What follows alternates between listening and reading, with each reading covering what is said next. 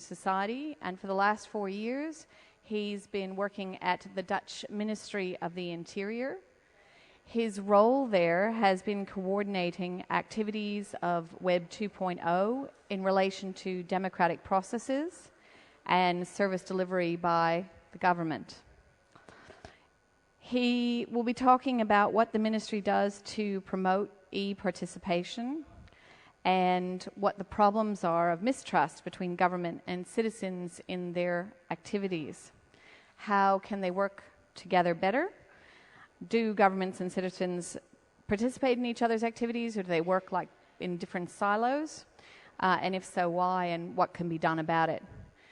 We have some technical glitches occurring up here, but I'm hoping that Arnout will be able to wing it until his slides are functional. Can everyone please give a warm welcome to Arnout?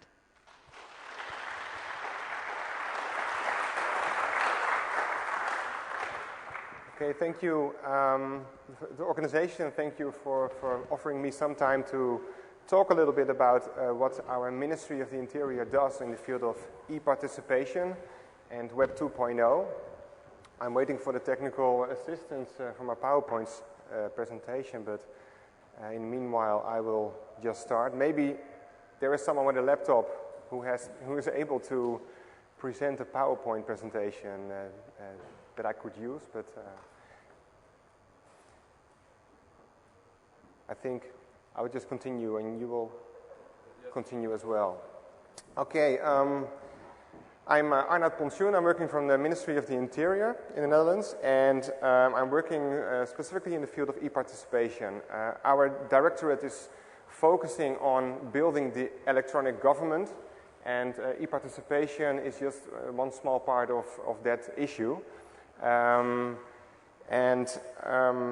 I want to give a presentation in the first part just to show some activities that we do as the ministry and continue a little bit of my observations in this field and what the problems are and the next challenges are for the next few years. I think if you focus on e-participation, then you're talking quite a bit about citizen participation in relation to the power of ICTs in that field. In the Netherlands, about in the 1970s, a lot of energy was focusing on consultations. That means consultations afterwards. Government defined a kind of policy program and asked citizens what they think of it and have their say. In the 1980s, that was succeeded by interactive policy making, and that was quite a new phase because much more earlier in the process and much more parties were involved in defining the policy plans and policy programs, not only afterwards but also in between and in a very early phase. In the early years of 2000, that a third phase started, which was much more focusing on citizens' initiatives and how governments are able to participate in initiatives of citizens. There's a kind of reverse participation in which the lead is being laid by citizens instead of the government. Also, what happened in those years was a very big shift of electronic participation initiatives by citizens and also by government. So the virtualization of citizen participation was taking place in that phase. At our ministry, we started early 2000s with a lot of different ministers. The first one was our Minister van Bokstel, who was focusing very much on promoting e-skills. E-skills needed for people to participate in society. He was succeeded by another minister, Minister Pechtold. He was much more focusing on the democratic perspective in this field of electronic developments. So he was focusing on electronic referenda, on people voting. Thank you. So we have only half of it, can you a little bit broaden it? Oh.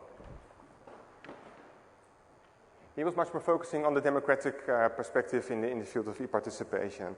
From the last years, our new Minister Bijleveld, State Secretary actually, she was much more focusing on promoting citizen participation in making government services better, and also finding solutions for social issues. So you have three different perspectives on internet developments within our ministry.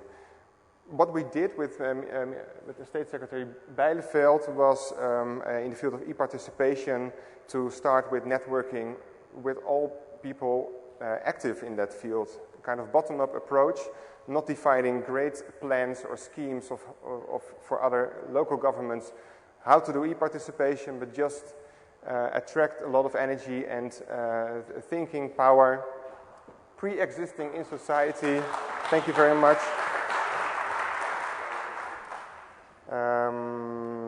These are the sheets I already did.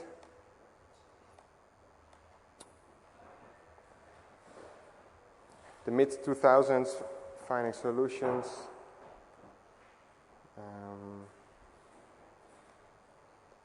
Yeah, what we did was building networks of people, of organizations already active in this field of e-participation, just to get input for our ministry for things that we should do, to get a kind of plan of e-participation. We organized a great e-participation summit in 2007.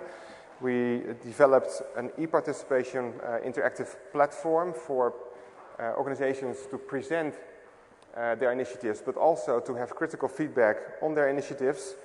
And we started some experiments. I want to show you some experiments that we did. Watstemtmijnraad.nl, that's the site, is a kind of Dutch version of They Work For You that you have in the UK. On this site you can search for voting behavior of local representatives. We started with 4 governments, local governments, and the plan is now this year for about 25 and next year about 100 local governments to present their voting behavior in this way. We also promoted petitions site, already pre-existing as a particular, as a private initiative. We helped them build the next version of it, and we also, what we did is, in this version, local governments can have an e-petition counter in which they can accept petitions that come especially for their local area, and do their whole process very transparent. So give feedback on what they do with the petition and when and who. A third one is a digital community policeman application. We work together with buurtlink.nl on the left top side. In this site, a local policeman can present himself online and ask people to help them to come up with issues that are to be taken up in the neighborhood. But also he can invite people to find, for example, a burglary for who has seen anything, etc. So he's presenting himself online. The fourth one is a kind of a consultation, but then presented on a Google map. That was for the organization who was organizing it, something that they didn't think of at all. So they were very used to organize physical meetings, and now they decided to do it online, and to their surprise, in 1 month they received about 5,000 visitors or hits of the website, and more than 100 ideas and suggestions for that process. And that was a lot more than they usually get out of physical meetings. So they were positive about this instrument. The late 2000s, we did 7 new experiments. This time not experiments initiated by governments, but we fully gave money to the Digital Pioneers program. That's an incentive program for innovative ideas, and you can get some money, about 15,000–20,000 euros, to realize your concept, your innovative concept. So to us it was not known before we started what kind of ideas that would come out of it. But there were a lot of qualitative initiatives with good quality. I have some URL for you if you want to look a little bit further.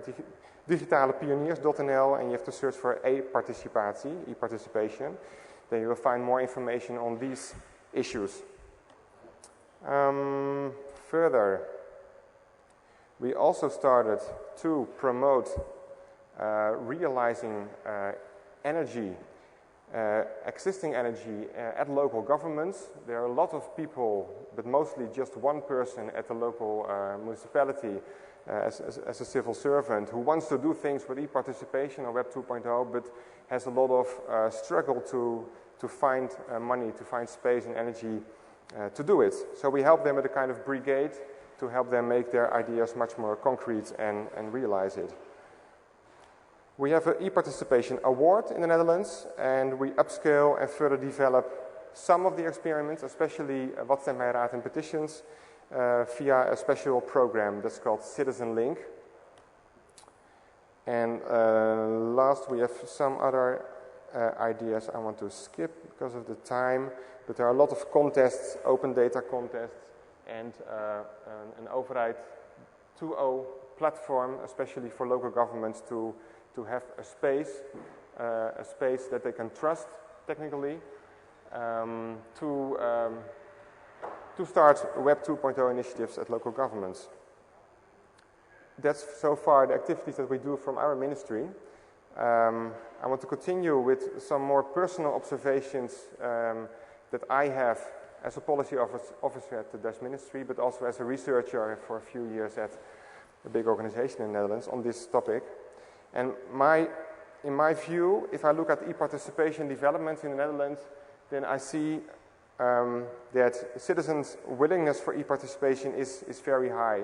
You see it in several research results that it's really the preferred channel for interaction with the government, and that's still growing, that number. On the same time, e-participation modules on government websites is decreasing almost 50% each year. In 2006 and 2007, that is really decreasing. E-participation in most cases is far from being business as usual. It's quite exotic, quite new, almost always in the form of an experiment, nothing very structural, embedded in the organization of local governments.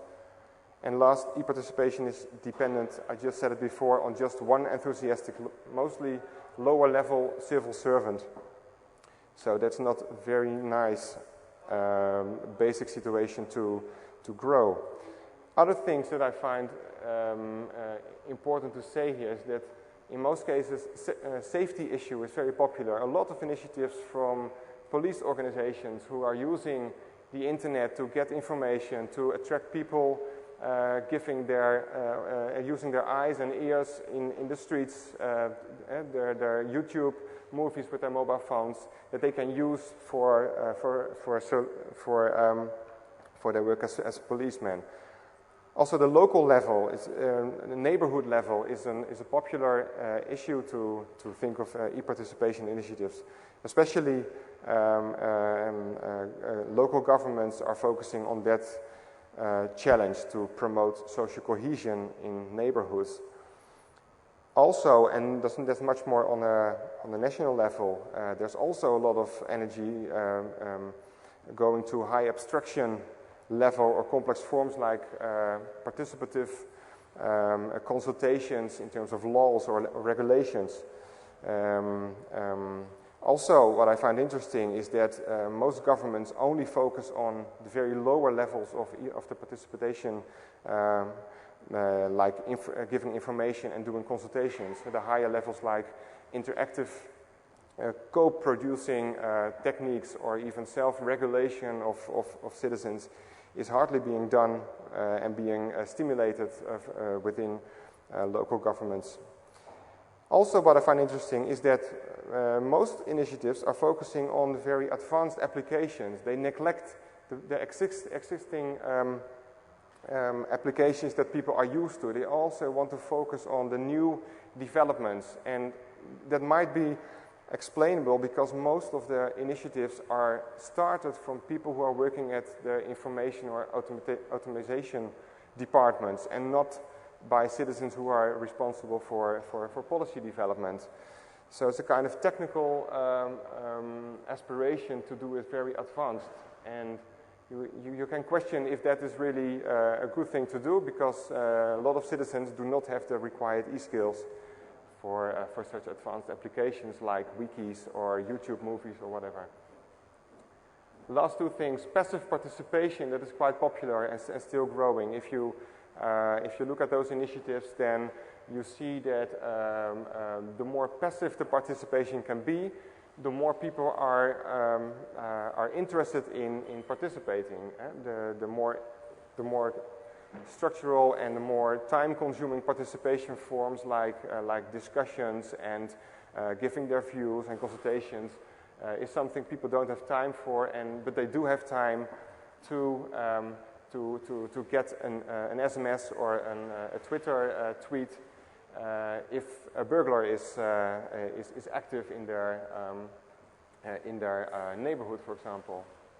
The last one I want to mention is, if you discuss with local governments, then they always talk about the problem that they perceive as a problem of representativeness. If they do e-participation, then they say, yes, that's nice to do, but we neglect or we disable a lot of people if you do it digitally. People who cannot read, people who don't have access to internet, etc. Representativeness is a kind of policy reflex that everything that they do and they define as a policy has to be representative in society. Well, I think in Web 2.0 developments it's not so much about representativeness, but much more about new ideas, focusing on new energy and starting new initiatives. And that's something very different than they used to do before. So in my view, e-participation's reality at this moment in the Netherlands at least, I see a lot of energy on both sides. Many governments are doing e-participation initiatives, but there are even more initiatives in society that are also focusing on all kinds of social issues and finding solutions for social issues. But they do it in their own social networks and are hardly present on or interested in participating in initiatives of, for example, governments. So we have two separate almost narcissistic closed worlds. They look at their own world, their own initiatives. There is a lot of bonding between people, but there's hardly any bridging. If you want to analyze it a little bit more sociological, there's no bridging between initiatives, between groups. It's almost always the bonding thing between like-minded persons, like-minded citizens, like-minded governments. So interaction between citizens and governments is hardly present. Governments organize consultations, but they are closed. There's no interaction between policy officers and between citizens, only between citizens. And if you look at initiatives of citizens, you always see that it attracts a lot of people who are thinking in a more or less same way as the others. There's a lot of cohesion in those fields. No reciprocity. There's no dynamic co-creative dialogues that I would like to see, because I think that's the main challenge that we have. So why is that?